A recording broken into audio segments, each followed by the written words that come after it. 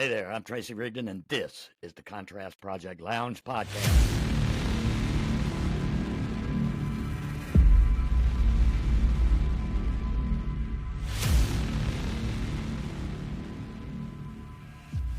In this podcast, each episode is a journey through captivating interviews, engaging dialogues, and personal anecdotes that explore the depths of arts, culture, politics, and everything in between. My goal? To leave you inspired, informed, and entertained. Often random, but always relevant, always real, and practically nothing is off limits. So whether you're an art aficionado, a political junkie, or simply someone seeking a fresh perspective, this podcast is for you. Are you ready for this? Let's do it. Welcome back to the program, kids. I want to thank you. I want to thank you, and you for being here on this episode of the Contrast Project Lounge. Joining me today, Mr. Rance Adams. Rance, how are you doing? I am great. Here's my pageant wave for you. There you go. The Pope wave. You know, you go to, we're getting into that season because, we got a few more weeks until we get in the bowl season for college football. It's all about the parades and the pageant queen. I'm learning. Oh, it's not just about that. It's not just about that, but it's the pumpkin spice season. Oh, yeah. Yep. Yeah, I can only do so much of that. It's like, did you ever eat Mike and Ike or anything like that growing up? Yeah, yep. So you eat like a couple of handfuls and then you're like, I'm good for a while. I'm like that with pumpkin spice. I have one, maybe I'll have one a few weeks later. And then when it's over, I'm like, great, let's get to the peppermint mocha. And you know what? Another thing that kills me is the Hallmark Channel has already started airing. They've already started with the Christmas movies. So that's a big pet peeve my daughter and I have. Like, we go into a store and like it's Halloween and we're already seeing, like, I just went to the store today and I'm like, oh, let me get some last minute Halloween stuff. I'll just put it up or I'll just have it. And so next year I'll put it up. But I go around the corner, we haven't even gotten to like Thanksgiving and they already got ho, ho, ho. And I'm like, can we just like slow it down a little bit? My money is slow right now. I don't need to think about Christmas yet. Not even. I was not even thinking about Christmas. I'm not even thinking about Halloween, actually. I'm thinking about going to the grocery store on Friday. That's all I'm thinking about. Hey, I'm just happy when I wake up, I get to smile at the sun 10 toes down. Everything else, be gone. I know. Hey, Rance, let's go ahead and jump right into it. Your journey in the television. So we're not gonna really talk about your current job at River City Live, other than the fact that, oh my gosh, great job. But your journey your journey in the television industry has been marked by versatility. You've really done a lot of stuff. Now, how has your experience transitioning from a studio crew member, to a television personality, how has that influenced your perspective on the industry? So yeah, I went to college a long time ago. I'm of a seasoned age. And this was like back before we were doing nonlinear editing and all that kind of stuff. And the only thing I knew about on air was either, sportscasting or newscasting. And I'm not a big news junkie, and sports I was into, but we do these. And so I went to college for television, radio, TV, film production. So we do like these bits. Everybody had to take a role. And so whenever I got on camera, I was like, nope. Not looking good in the suit, no, I'll just stick behind the scenes, whatever. And then, I had this vision when I left high school. I'm like, yeah, I want to be a film director. But then I went to college in Arkansas, and guess how many films they're making in Arkansas?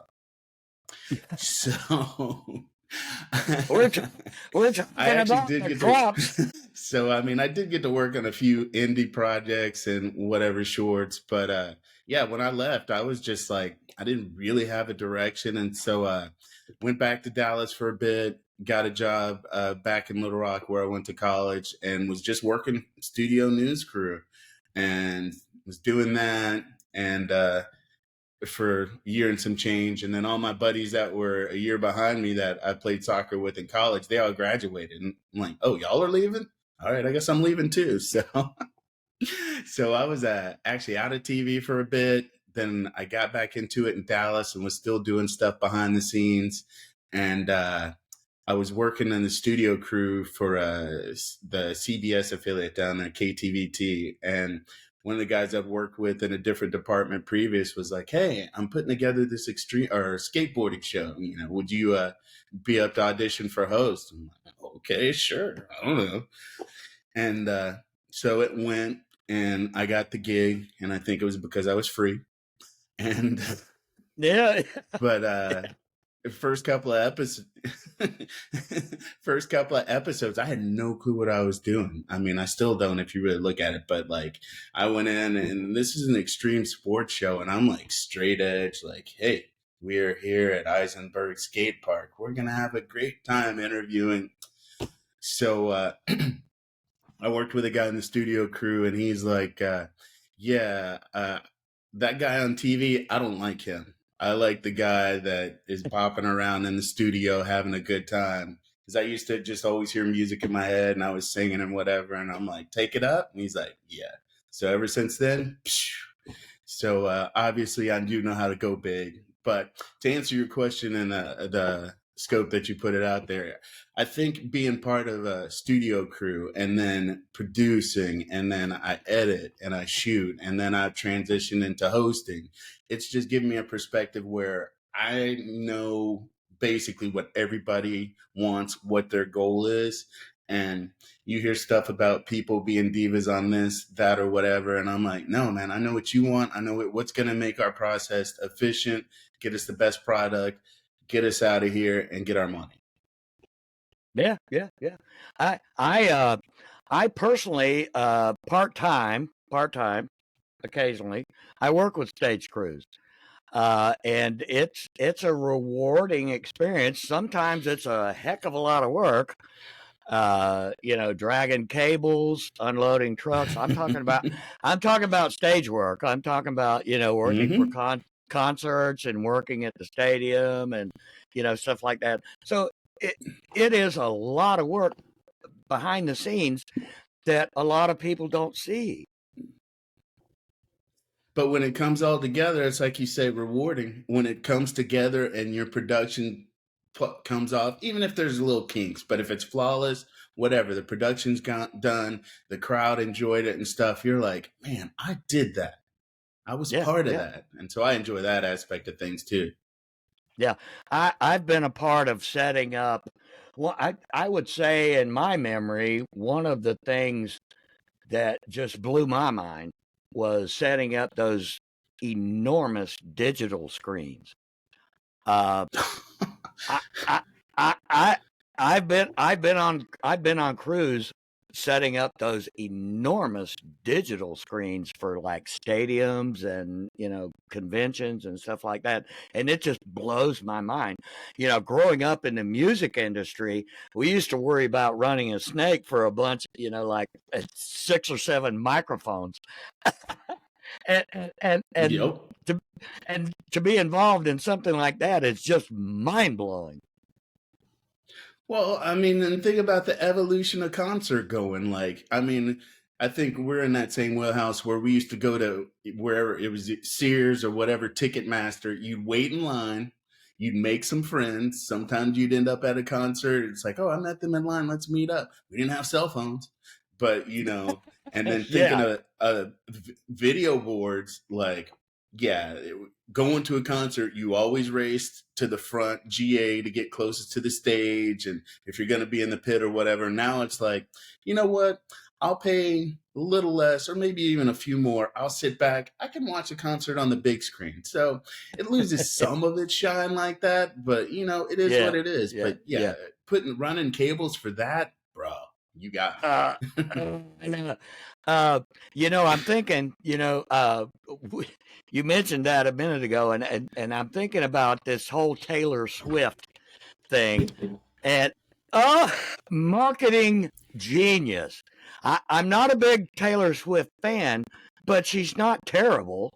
Her concert has made. I mean, she's a billionaire now. She's been labeled as a billionaire. Uh, Not only the concert in and of itself, but after the fact, she's already released a movie. And in So my that's what mind, I go ahead. I'm thinking marketing genius. Well, in my mind, I'm like, wait, I just spent $600 to go to your show. Now you're putting on a movie? Yeah, yeah, yeah, yeah, yeah. She puts out this movie for the people, basically for the people that couldn't afford those $600 tickets. But I think it's genius. Because a lot of the people I know personally that were privileged enough to go to the show, go to the concerts, travel and go see it, they've been going to the movies too. So they've been she's getting double dipping there. I just want to know who. I mean, I'm not trying to get in anybody's bag, but when you take a family of two or three or however many to see Taylor Swift, like, are y'all giving up family vacation for the rest of the year? I mean, is Christmas done? I mean, come on. Uh, Well, that actually, that you mentioned that actually goes, right hand in hand also with NFL tickets. With the, you take a family to an NFL game, and buddy, that's setting you back a few bucks. Uh, I used to buy tickets years ago, like 10, 15 years ago. I used to buy tickets to go see the Jaguars. Okay. And over the last couple of years, basically, I've been just like asking for comp tickets. Uh, uh, I mean, I'm not which are ashamed. harder to come back, which are harder to come back by now that they're winning. Yeah, I know. But I still ask.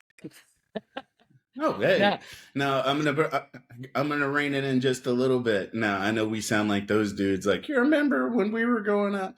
But do you remember? Like, take a Taylor Swift and NFL off the table. Let's just talk about movie tickets. That experience. But do you remember the dollar theater where it was actually $1, or yep, when you got in a yep. matinee, it was actually like a matinee price? Now you take a 50, family of four to the movies. You're at 50 cent. I remember 50 cent matinees. now the good old days. Listen. You've worked in various cities, distinct Mm. television markets, totally different markets. Jacksonville being a unique market. Uh, how have these different markets, shaped, the way you look, the way you approach broadcasting? Um, so like I said, my first when I was in Dallas, I kind of worked a bunch of different like programs. I had my show Extreme Motion that we kind of got a little bit of shine. It was a short run, and then I was able to work with Mark Cuban. He had a show, the Mark Cuban Show, I like and him. so I mean, oh, dude. But so there was I just had a lot of different fronts there, but it wasn't like my main focus. I mean, I kind of wanted it to be, but I still had to keep in the production side. And so I got an opportunity to go to Charlotte, and that's where I hadn't done a lot of live TV. So that was like my first live experience where we went on, and if it went left, you just had to ride the wave. And so that was an experience. Charlotte was a different vibe, obviously, from Dallas. I can't even really break it down, but I mean, when I got to Charlotte, I found out like what true Southern charm is. Like, Texas, like, oh, we're in the South, like, no, Southwest, so you don't really get it, But Charlotte was an experience. I love Charlotte. It had 4 seasons, and then when that kind of ended, Jacksonville just kind of popped up out of nowhere. I mean, legit popped up out of nowhere, and the experience being here has been beneficial because I don't do things really anything in a straight line. I don't tell stories. I have to go back and retract my stories because I'm kind of all over the place. But what I appreciate about what I've been able to do here in Jacksonville and River City Live is like I get to tell stories in kind of my way. You go in some areas where it's like you have to follow this format, do it this way and that. And basically, I got here, they gave me keys to a car and a camera, and they said, go explore.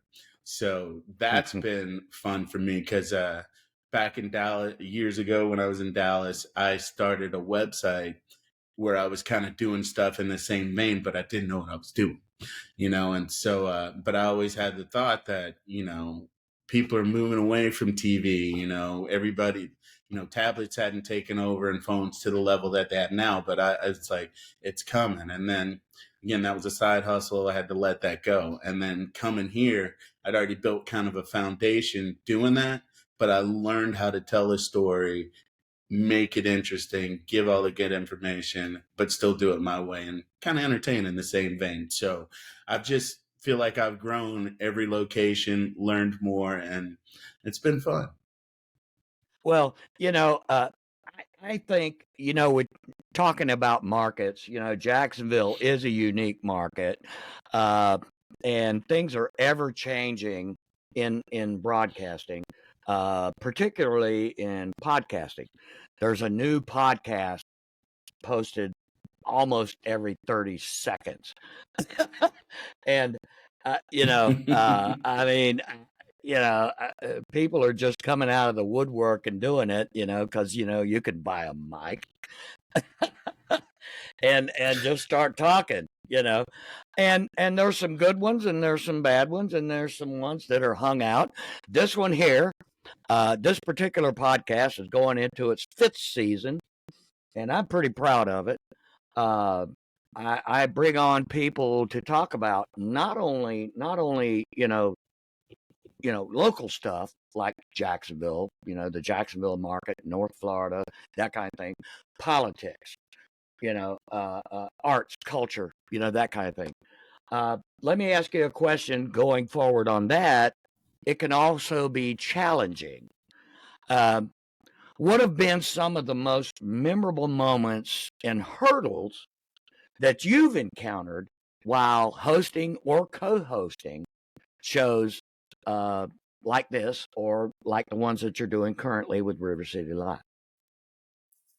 So it's the live aspect that is always interesting because you can have a show buttoned down, planned to the T, and everything is so smooth. But once the cameras start rolling, sometimes things go a little left.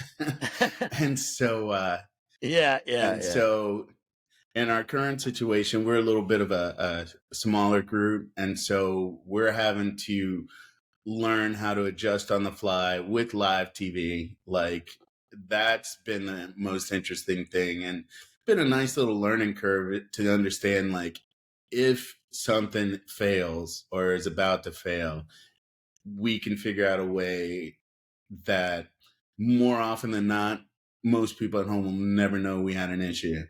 We'll come out of it just whoa. But in the grand scheme of things, just so but biggest hurdles. I mean, I've been on shoots like where, so it wasn't a hurdle, but so years ago, again, I was on the Extreme Sports Show. And we were recording this. We did a skydiving segment, and so we go out, we do the training, do all the build up and stuff. And they're like, Rance, you're not going up for like 3 hours. We got this other stuff. I'm like, all right, cool. So we decided to have lunch there.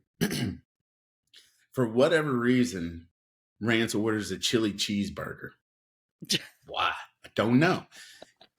never been to this place, and I'm just like, yeah, let's get something different. So I'm about halfway through, three quarters. They come in. There's a storm coming. We got to go now. Oh, well, I just ate a chili cheeseburger. This could be a problem. And I'm gonna hit terminal velocity with a bunch of grease in my belly. So we go up, and I'm strapped to somebody's back, or some dude strapped to my back because we're doing tandem. Yeah. So we hop out. So we're jumping through clouds, and what people don't realize is like you see cartoons or images of what a raindrop is, where it's fat on the bottom and then it's pointing at the top. Well, it's pointing at the top. So we're driving through we're like free falling through this. I'm just getting wind burn, whatever. And then at one point, they had a couple of female divers.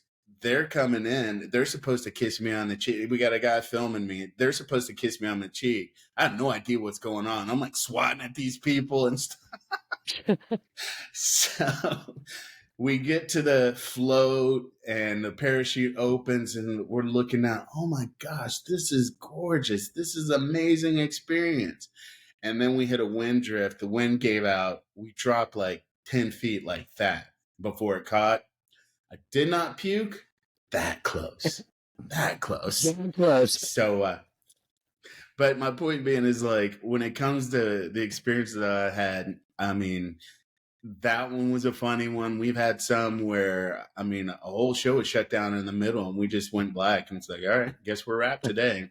So you can't, I try not to let anything get too deep under my skin because I feel like I've seen and done most everything. So if something, it's like, all right, we'll deal with it. We'll figure it out.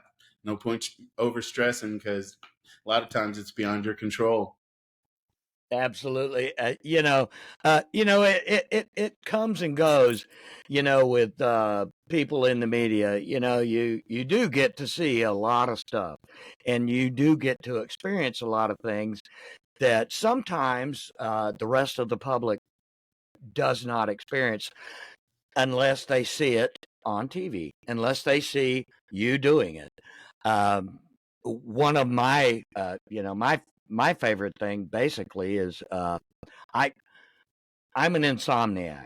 Okay, so I'm up all night, and I usually hello, and I am usually up at the crack of dawn, watching the morning news, the morning programs, and then I take a nap because I didn't sleep.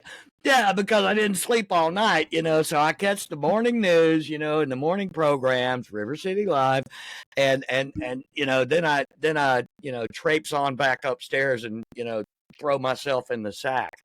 Now, with the television industry, it often demands long hours and sometimes high stress situations.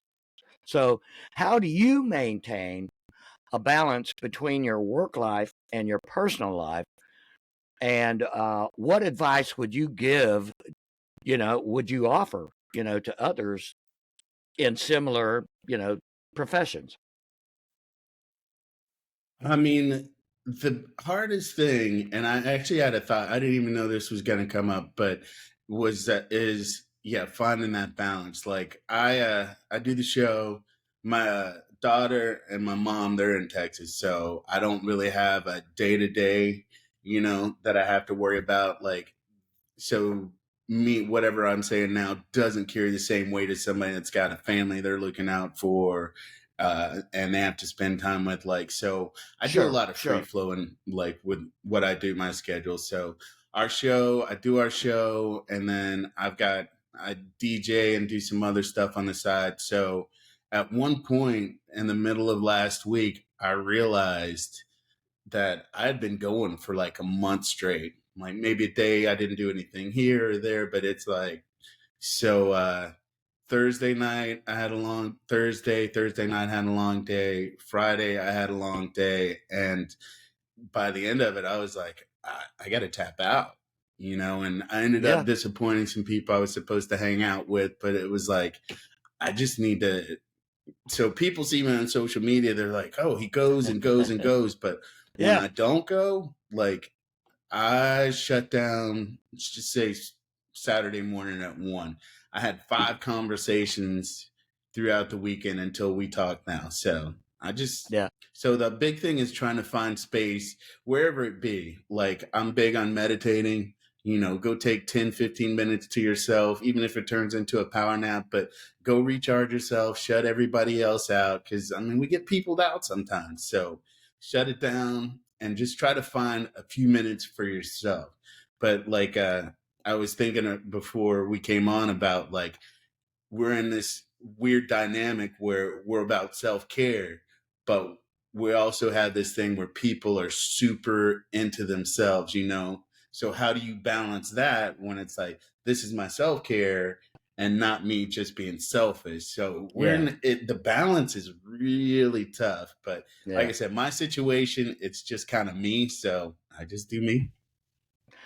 I'm going to share with you right now my one of my daily routines, and trust me, I do have full time employment that keeps me busy, uh, and I make my although I do make my own hours, uh, and I am retired, so I have the luxury of not having a house payment. I have the luxury of being able to work beyond retirement, but and doing this, and I love doing this. One of the things that is almost a daily thing for me, it's my daily connection with nature. I live in the woods, as most people already know, and I get up before the sun comes up. Usually, I'm already up, been up all night, uh, and I have a lot. Yeah, and I have a lot of wild animals in my on my property. And currently, I have about 14 feral cats that have chosen to live here. So, yeah, yeah, yeah. Uh, so I go out on the back porch, and it's pitch black out there. In the back of the property, it's pitch black. There's 2.5 acres out behind the house, and I go out there on the back porch in the morning with a cup of coffee, and I know it's a bad habit. I'm a smoker. So I go out on the back porch. I go out on the back porch, have me a cup of coffee and a cigarette, and I talk to my freaking cats. And then, and I'm not kidding you. I am not kidding you. This is no lie. Every single morning, I walk out when the sun comes up. I walk out into the property in my bare feet, grounding, hmm grounding. Yep. I don't care if I've got to work all day, if I've got to go out of town, if I've got to do anything. Just about every single day I do that. Um, every few weekends, I'll make a point to get up early and I'll go out to the beach, and I call it sunrise service. Some people take Yeah. offense to that, but it is to me, whatever it is to me. But Yeah. I'll drive Yeah. out to the beach, watch the sunrise, and just, gratitude. Sometimes I'll talk to my dad, but it's just being out and just releasing a lot of because so I get people like every now and then, like, oh, do you want to go back to Dallas to be near your daughter, or you want to move anywhere? And I'm like, no, Jacksonville's grown on me in a bunch of different ways, but one of the things I really appreciate is, like, you could have a bad day, you know what, just drive over a bridge, look at that water, or if you're out near a beach area, go stand on the beach, but Yep. just go out and you drive over a bridge, even if you're in traffic, you're just like, oh, this is bliss. So, I mean, you're not Yep. staring at concrete all day. And so, yeah, I'm with you on that. I like Yep. grounding. Yeah. Yeah, I ground here and there. Yeah. Yeah. You say driving over bridges and looking at the water. I will tell you, my children are in their 30s, and my daughter, when she was being raised, when she was growing up, we used to drive over the Dames Point Bridge, and she would look out the window in the car because I used to always tell you tell your kids kind of fables, and I used to always tell my kids, that's Daddy's river, and we'd drive over that. We would drive over that bridge, and my daughter would look out that window every single freaking time and say, "Daddy's river, Daddy's river." Yep, That's yep. cute. Yeah, yeah, and the old Dames Point power plant. It they've since imploded the smokestacks. Well, the smokestacks out there when you were driving over the Dames Point Bridge, there was always smoke coming out of them, steam. I told her that those were the cloud makers, and I'm not kidding you. I'm not kidding you. Well into her adolescent years, she used to call those the cloud makers. That's cool, man. Having that little bonding moment.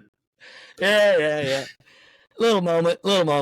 Now, let's talk about the future of television. It's it's ever changing, especially with social media and platforms like this. Um, Not only live television, but like I said, the internet and YouTube. A lot of networks, a lot of television channels, they have their own YouTube channels that have bonus material that you might not see on their broadcast. With the rise of streaming platforms and digital media, what excites you the most about the future of this industry, and maybe with the onset of AI, what do you see as some of the biggest challenges? So, full disclosure, I haven't dipped a lot into AI yet because I've I seen love all of it. the movies where, I mean, I'm that dude. I'm like, life imitates art, and we're just setting ourselves up for Terminator or iRobot. You pick it. Yeah. I mean, I know I have to get, I know I have to get in eventually, but I'm just like, I'm slow rolling on that. I'm gonna let y'all work out some of those kinks. But I mean, TV is, I mean, media in general is just changing so fast, and the dynamic that people are like, now that most of the networks are breaking off and doing their own thing, it's kind of, I don't want to say it's stripping things away because everybody kind of wanted a la carte, but now it's so much a la carte, you're losing some of that balance where you can, because I'm that dude, I'm like, I gotta go here, I gotta go there, can I just have it in one spot for a little bit? But it's Yeah. making, gives a lot of opportunity in one aspect, but it's kind of like pulling people away from a main hub, which everybody's kind of into their individual space, but it's good in a lot of ways, but it's scary because then it's like, as like, just talk money, prices raised on whatever your particular service or whatever, you got to start making choices. And now Yeah. that there's cracking down on family password sharing, it's getting even more. And Oh it's yeah. like, where do you find the balance? So I mean, there's a lot of great opportunity, especially if you're in the acting space, stuff like that. Is, I mean, there were what, everything had to be a blockbuster movie. Now they're like, we're gonna make a movie, but we're throwing on a streaming service. So it's cool. I mean, I'm a little scared. I mean, AI, when it comes to like what I do, I think about, you remember that show Max Headroom? Oh yeah. Love it. That's what I think of. What That's what what I was think of. what was that guy's name? Matt Frewer. Matt Frewer. Yeah. I watch that religiously growing up, and every now when I'm doing my stuff, I'm like, is Max Headroom coming for my job? Well, honestly, I think AI is the future, and it's something that a lot of people have to come to grips with. But there's also, it has its nuances, of course, but Mhm. you do have to, if you're using AI, for instance, I use AI for this podcast. for producing blog posts, the episodes, the questions that I give you. I use AI to help me generate information and content, but I also have to edit it because I don't think that blindly using anything that you find on AI is smart. First of all, there's lawsuits going on right now, but yeah, because I mean, you can step on that line to plagiarism. So Plus, you have to train it, right? You do have to train it. You do have to train it. I've been using a bot for a while now, and you do have you do have to train it, and it's taken me a while. This is my issue with. It's taken me a while. This is my issue with that. Yeah, I've had to come up. I've had to change the prompts 100 times over the last few months to come up with the perfect prompt for each different segment of something that I want to do. So I have a whole file of prompts that I use. So this is my issue. So obviously I don't speak in a linear, I'm kind of all over the place. I got a book of Rance Adams. I'm going to publish that one day.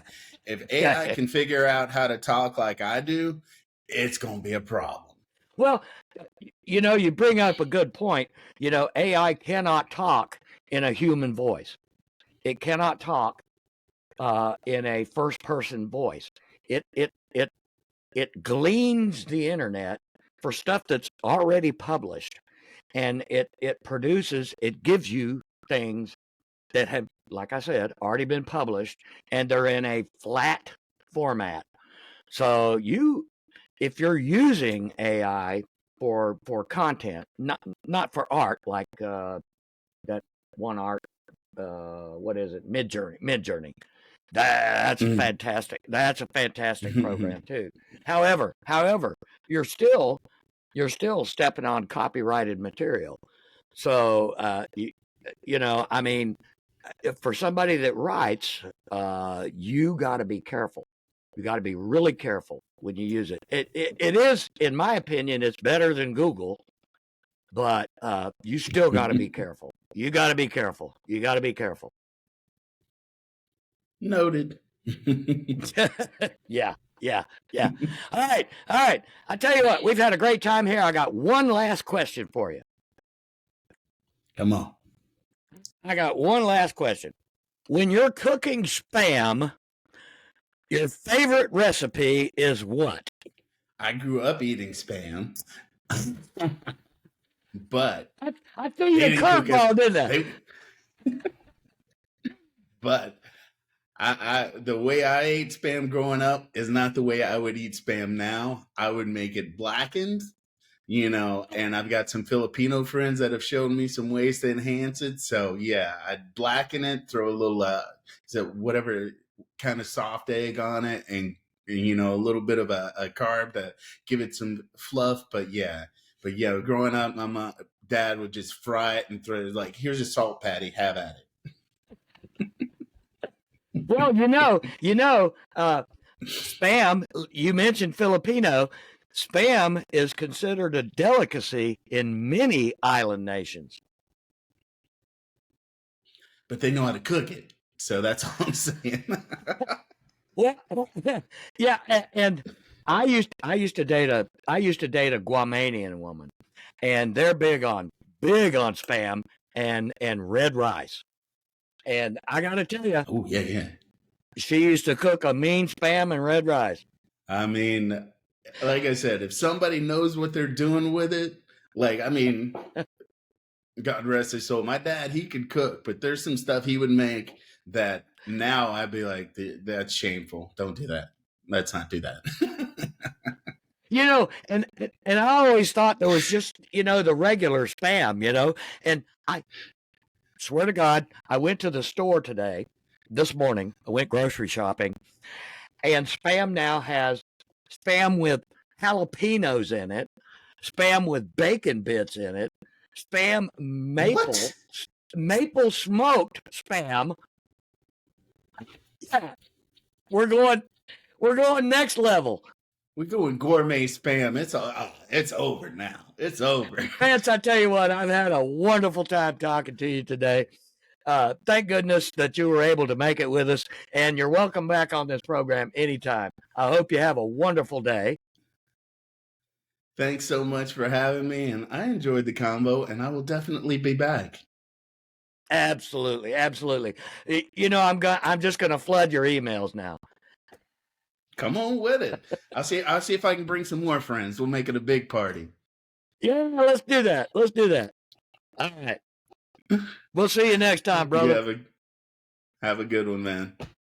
Well, that's a wrap. Another fantastic episode of the podcast.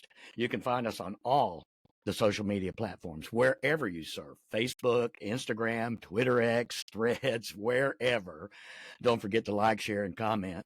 And on our YouTube channel, don't forget to like, share, comment, and smash that subscribe button. If you're streaming audio for the podcast, you can find us wherever you get your favorite podcast programs. In the meantime, I like to tell everybody, take care of yourselves and each other. Until next time, peace.